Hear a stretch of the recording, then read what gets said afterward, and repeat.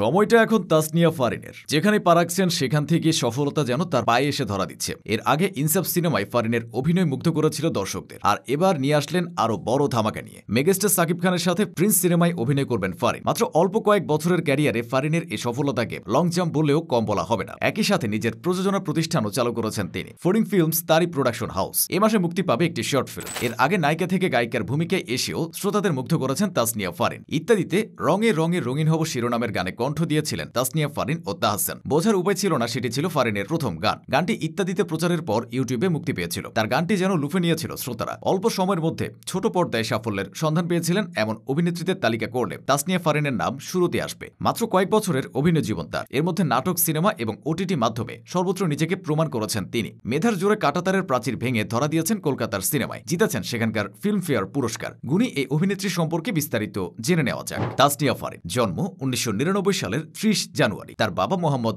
জামিলুর রহমান, তার মা সাইদা শারবিন হক। ফারিন তার মাধ্যমিক ও উচ্চ মাধ্যমিক শেষ করেছেন রাজধানীর স্বনামধন্য বিদ্যাপীঠ হলিক্রস গার্লস স্কুল ও কলেজ থেকে, আর স্নাতক সম্পন্ন করেছেন বাংলাদেশ ইউনিভার্সিটি অব প্রফেশনালস থেকে। ফারিনের মায়ের ইচ্ছা ছিল মেয়ে বড় হয়ে অভিনেত্রী হবে। সেই ইচ্ছাকে প্রাধান্য দিয়েই শোবিজে নাম লিখিয়েছিলেন এ তারকা। 2017 সালে আমরা ফিরব কবে নাটকের মাধ্যমে ছোট পর্দায় অভিষেক হয় তার। এর পরের বছর মাশরাফি বিন মুর্তজার সঙ্গে একটি বিজ্ঞাপনী চিত্রে দেখা যায় তাকে। একই বছর এক্স বয়ফ্রেন্ড নামের একটি নাটকেও অভিনয় করেন তিনি। এই নাটকটি ছিল ফারিনের ক্যারিয়ারের সবচেয়ে গুরুত্বপূর্ণ কাজ, কেননা নাটকটি দিয়ে সবার নজরে এসেছিলেন তিনি। কৃতিত্বটা ফারিনেরই ছিল, কেননা চরিত্রটি তেমন গুরুত্বপূর্ণ ছিল না, কিন্তু সুনিপুণ অভিনয় দক্ষতার বলে ছাপিয়ে গিয়েছেন মূল চরিত্রে থাকা তানজিন তিশাকে। এরপর আর পেছনে ফিরে তাকাতে হয়নি তাকে। একের পর এক নাটকে অভিনয় করে ফারিন হয়ে ওঠেন সময়ের ব্যস্তময় অভিনেত্রী। 2019 সালের মধ্যে তার অভিনীত নাটকের সংখ্যা ছুঁয়ে যায় 80-র ঘর। তার ক্যারিয়ারের উল্লেখযোগ্য নাটকগুলো হচ্ছে ফার্স্ট ইয়ার ড্যাম কিয়ার 2, কমলা রঙের রোদ, বাসে কি মানবে, এই মন তোমারই, আমার তুমি, মেড ফর ইচ আদার, আমি ব্রেকআপ চাই, অ্যাওয়ার্ড,